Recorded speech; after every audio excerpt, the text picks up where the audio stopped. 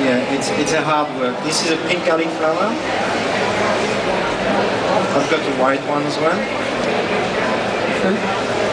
This is a blue phlox. Got some nasturtium leaves, which is really peppery. Some begonia. Some people will go like, oh, begonia, but yes, you can eat begonia. And begonia actually goes very well with fish as well. You have this lemony flavor. I've got some tansy, which is tansy is a weed.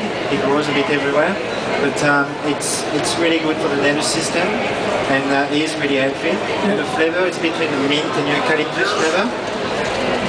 I've got some tansy. I've got some mint, which is a bit of a different mint. It's a Madagascar mint, which is really eucalyptusy, like eucalyptus flavor as well. Madagascar, is it? Menthol, yeah. Okay. And here I've got some pineapple sage flowers. So pineapple sage is part of the family of the normal sage, but it doesn't taste like normal sage. It tastes like pineapple.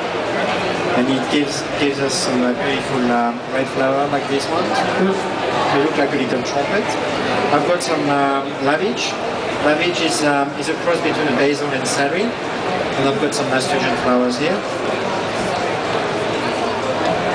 No, seriously, Nicholas, for most people, I mean, flowers. How did you discover that you can actually eat these different types of flowers? When, like I've been in Australia for 10 years, but between those 10 years I went back for 3 years in Europe. Yes. And that's when I went to work in London, and I went back to France as well. And when I was working in France, I was working in a restaurant called Michel Bras, and there's a 3 Michelin star also. And that's where I discovered another passion and something different. And yeah, so I learned a lot over there, and yeah. So